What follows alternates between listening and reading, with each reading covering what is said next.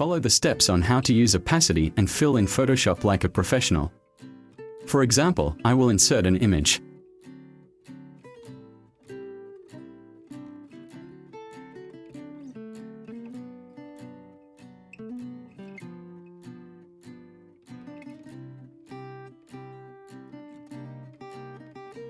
As a beginner, we usually set the opacity and fill by sliding the handlebar like this.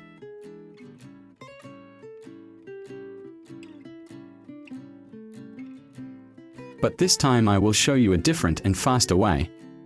Select the layer, move the cursor here until the arrow symbol appears. Click and drag left and right. Then the percentage will change automatically. The same method also applies to opacity. Thank you for watching. Hopefully it will be useful to you.